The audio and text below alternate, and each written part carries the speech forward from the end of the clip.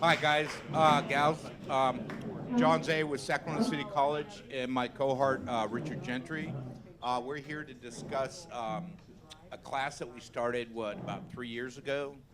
And it's a prerequisite class to our whole program. So students are required to take this 4-day class before they're allowed to enroll in the first semester. So let me just go through the slideshow, and then Richard and I will explain what the program or how the program works. So the objective is one of the big things was does the program fit the students' needs? So we offer the class prior to the beginning of the semester.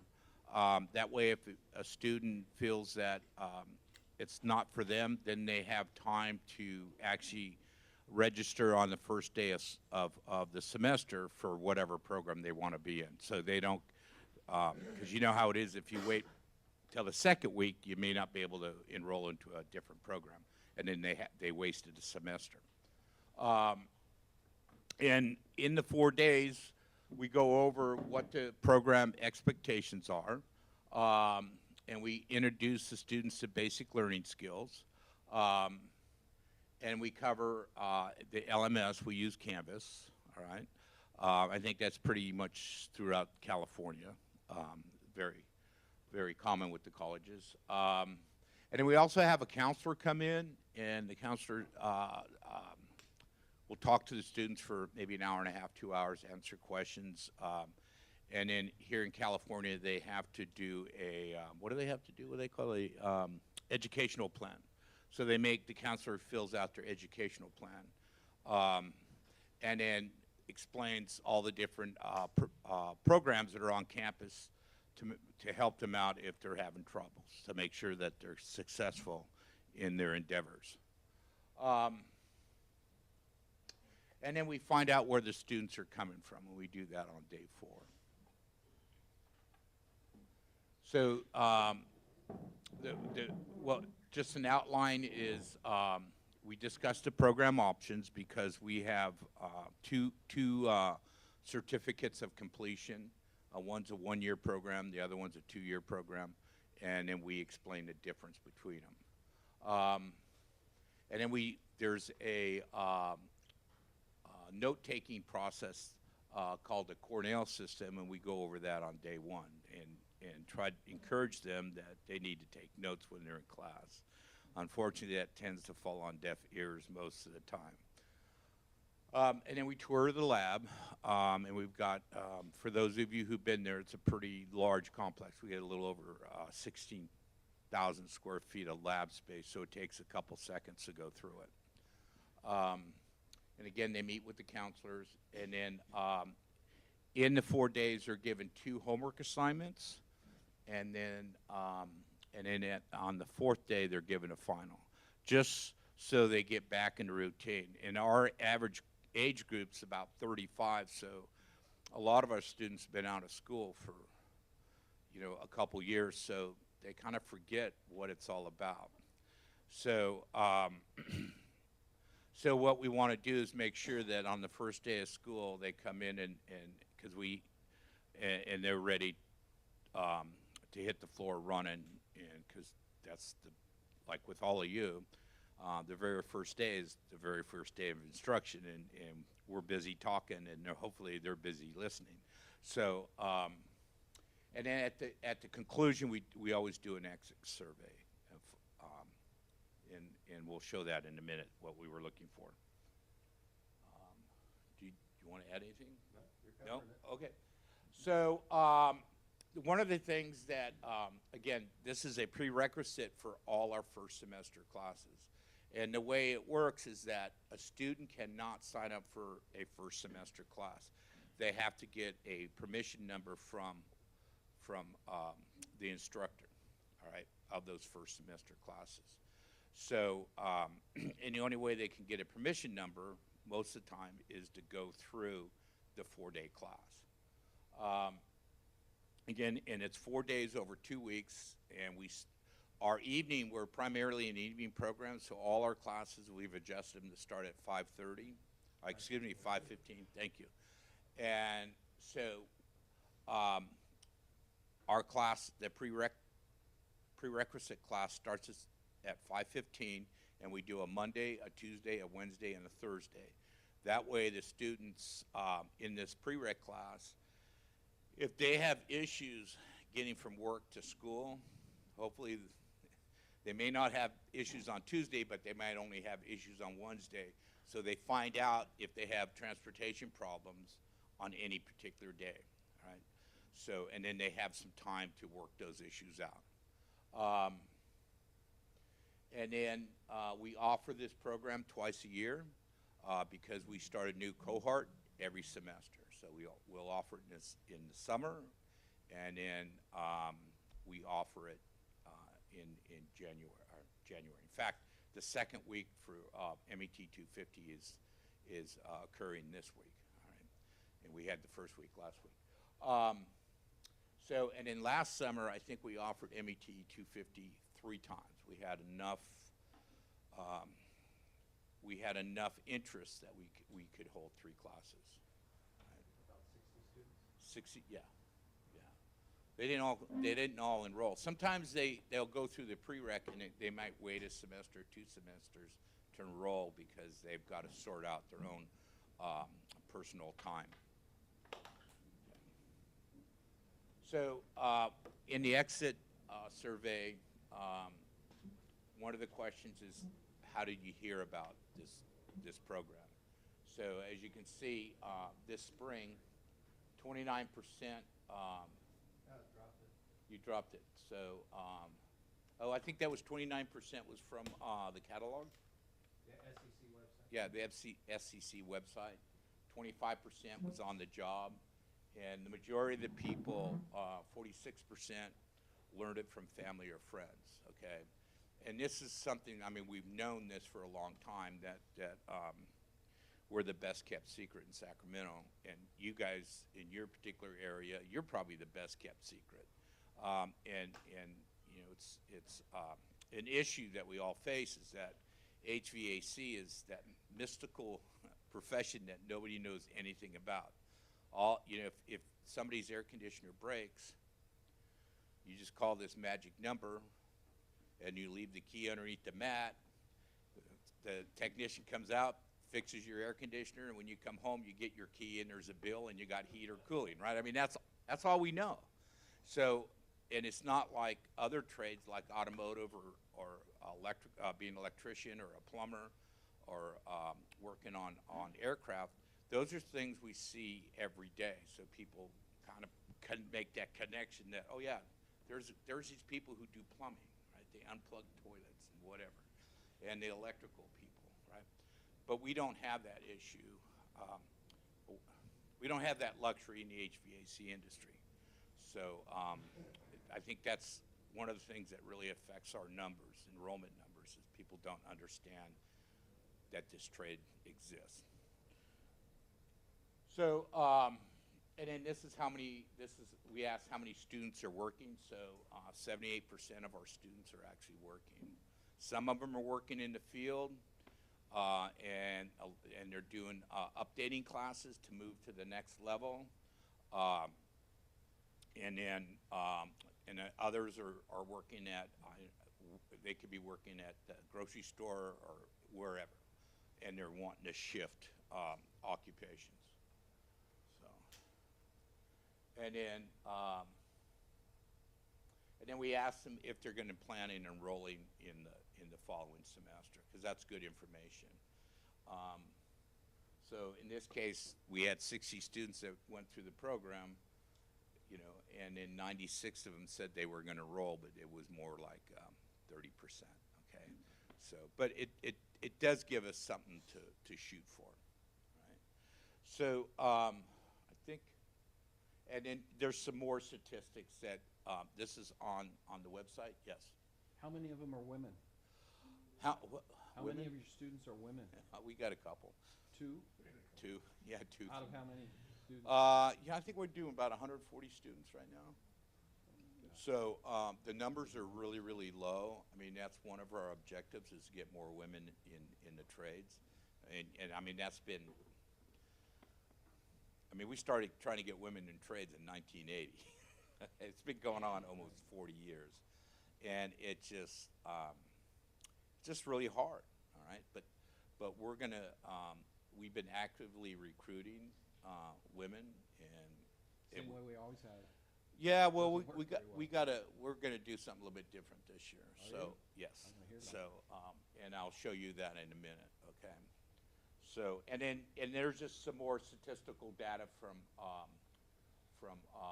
the summer of 2017, okay? So, again, the statistical data is good because it, you know, we know where we've been and we can project out hopefully where we're going, all right? So, what I did, okay. Just bring up, just bring up the file. Okay. So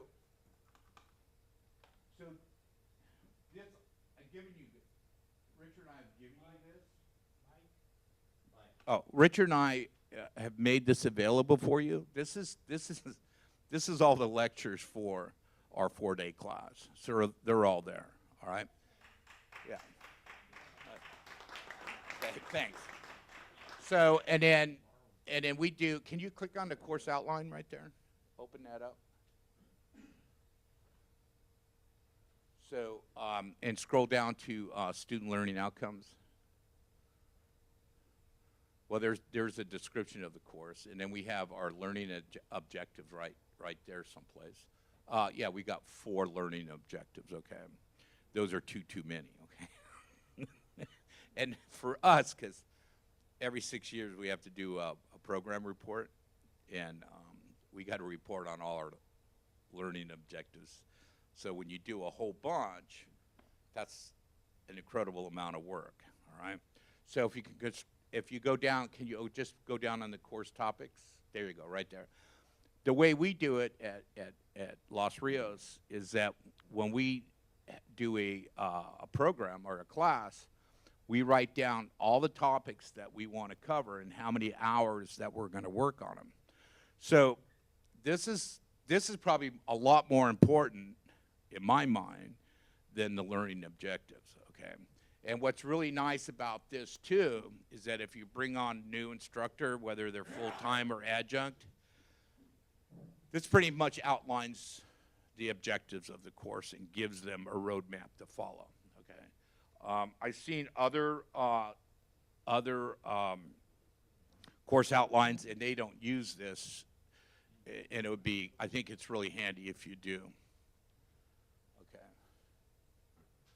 So, and the other thing that I did with this class when I started it up, I did not make it part of our certificate. This is a standalone class. It's 1 unit, and it counts for absolutely nothing, okay? Meaning that it doesn't apply towards your certificate. And I did that for a reason, because some students can't take, for whatever reason, they can't take the prereq, but you know they're a solid person and you want them to take the program, so you go ahead and waive the prereq and allow them to enroll, and then they can get their certificate. So it gives you flexibility on admitting students, and you don't get backed up into a corner. Or more importantly, the student doesn't get backed up into a corner. Okay. So do you want to go back to the file? So before I go to the next PowerPoint, do you have any questions? Or? All right. So yes. It's a 1-unit class? It's a 1-unit class. All right.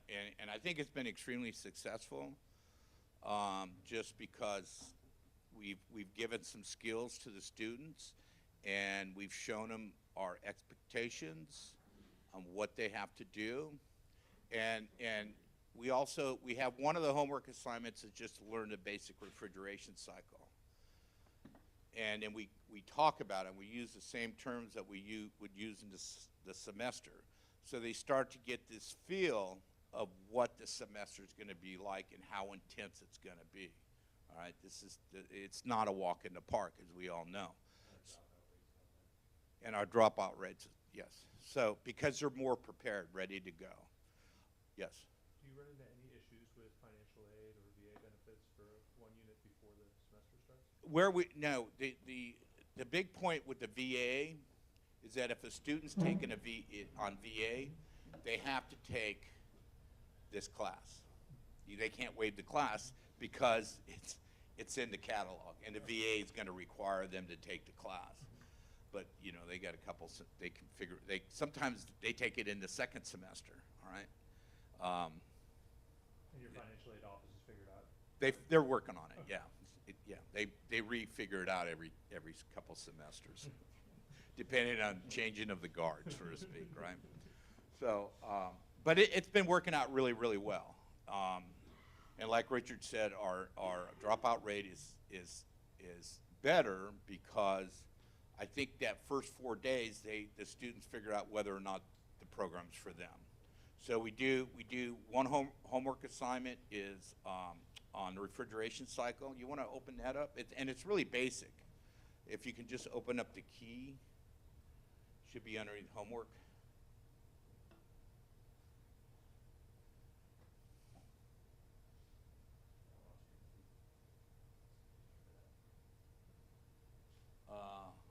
No, it's underneath homework assignments. Oh, okay. Go back. Go right there. Yeah. Week 1 or homework 1. And then just look for the key. Okay, there you go. That's all. Okay, this is a new one. Okay. Maybe go open. Oh, by the way, I also drew these on Visio, so if you have Visio, you have the files for Visio to make changes. Is it opening?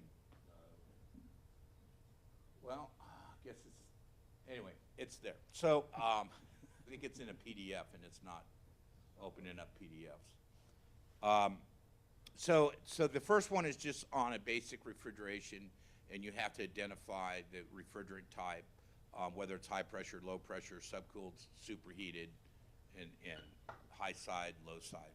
So, and that's a tall order for somebody who doesn't know anything about refrigeration.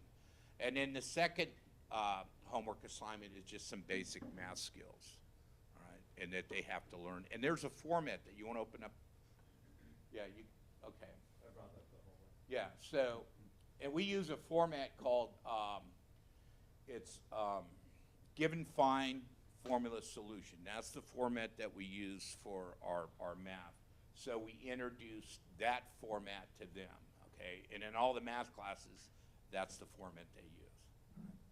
Which, when you think about it, it actually kind of goes into troubleshooting, because that's what we do when you troubleshoot. Is what's the problem? That's a given. And then we have to find out what the problem is, right? Because it's not working. We have to have an idea. So there's a formula to do that, and that's our troubleshooting methods. And the solution is how we fix the problem. So I mean, there's a mindset, and if you follow that given fine formula solution, there's a mindset not only for math but for troubleshooting. And then the final day we have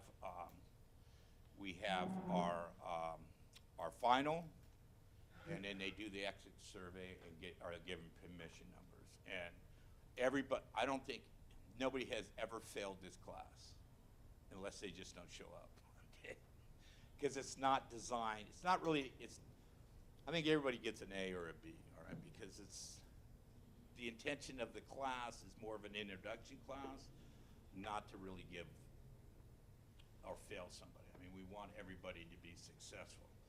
So if they don't show up, then they'll lose enough points that they'll fail the class, but that very seldom happens. So, but anyway, it's all yours, and on the PowerPoint presentation that's on the web, on Google Drive, it has both my email address and Richard, so if you want to use it, you have any questions, you can email either one of us, okay? All right, shall we go to the trailer? So, and this kind of goes to what you were saying, okay, our plan, okay? So, all right, so this is, yeah, we're good. All right, okay. So that was my granddaughter, by the way. I just happened to see that. I thought that'd be cool. So anyway, so what we did was we purchased a 16-foot trailer and then we modified it to take out for student outreach, okay? Because my thought is that we need to go out and we need to educate the general public on what HVAC is, all right? So this trailer, because it was paid for by Proposition 39 here in California, and the theme was zero net energy, which means that a building will use no more energy than it produces within a 1-year period, this trailer is standalone, okay? It does not need external power. So we have a battery rack down here, 48 volts. This is a mini heat pump mini split, and it's 48 volts DC. And then we also have solar power. Our panels can hook up right to this disconnect box. But since we have to charge the batteries, we can bring on shore power right at this guy right here. And then this is our batteries. And this is kind of cool. We went with plexiglass because that's actually a series parallel circuit, so it's a good example to show the students what a series parallel circuit is and one that's actually functioning. All right. So so again, here's our power disconnect for solar, shore power, and then we put an inverter charger so we can invert the 208 into 48 volts. Or we can take the 48 volts DC and convert it back to 120 volts AC. So we can go either way. And this is what the trailer looked like before we started putting stuff in it. Okay. And now we've outfitted the trailer. We have that's the indoor coil for the heat pump. Then we have a flat screen TV, which we don't even use. It's funny. I mean, we put it, but nobody's interested in a TV. They're more interested in all the gadgets we have, right? Here's this is a refrigeration trainer, and this one we picked because all the copper pipes are painted, and they're all color coded depending on what they do. So if you go to explain the circuit, you just say, instead of saying, oh, look at that copper pipe, look at the yellow pipe, the red pipe, the blue pipe, and it aids in people identifying what part of the circuit you're talking about. And then we took it to the State Fair, and this is it's all on battery power now. We got track lighting, 120 volt track lighting to illuminate at night, and so we got the TV on, and there's our trainer. And the coolest thing about this trainer is that in both the evaporator and condenser they have glass tubes, so you can actually kind of see the phase change. But what's really cool, they're illuminated by blue lights, so you get this nice blue hue. And there we are at the State Fair. We were there for 4 days. Had a lot of people were interested. I think we got a couple people out of it, but maybe next year or the year after. But we accomplished our mission, which was to teach people that there's a career path called HVAC. And then we took it out at the college. The first week of school, we had the welcome day, so we showed it off to the campus. And then in, I think it was October, we went to Beale Air Force Base. There was like a scoutorama, so there's like 4,000 to 6,000 kids and adults, parents running around Beale Air Force Base. So we brought it out, and then those kids kept us really busy. Yes. How did it go on the welcome back day? Did you get a lot of? Not really. No. No. We did get a couple, which was nice. A few counselors came by, and they go, "Oh, okay," and that was good because the counselors don't really understand the difference between we have EDT, which is engineering design technology. They don't know the difference between EDT, designing, and MET, which is operations, installation, and repair. So they're always sending students to the wrong program. So that was extremely useful just to educate the counselors on what we do. So it was worth it just for that. And then, but by the time people get to college, they pretty much know what direction they're going, okay? So, but we do it anyway because it's being collegial, supporting the college, so we go out there and do it. But this was a real big event, and we had some magnetic levitation devices, and that went out really well. That was a real big success. The kids had a really great time playing with the magnets and the motor. We had electric motors to play with, so little 9-volt or whatever they were, and they were playing with those. So and so that was successful. So to get back to what Sacramento City College MET program is going to do for recruitment is that we're still going to do the traditional recruitment exercises, going to the high schools and things like that, which really don't have a really good return. But the other thing we're going to do is work on community-based organizations. Last fall, I went and talked to Sacramento Latino Round Group, so they had, and you do that on the weekend. And so the goal here is to talk to the adults, right? Because I'd much rather talk to an adult than a student, right? A kid, because the kid's memory is pretty short, right?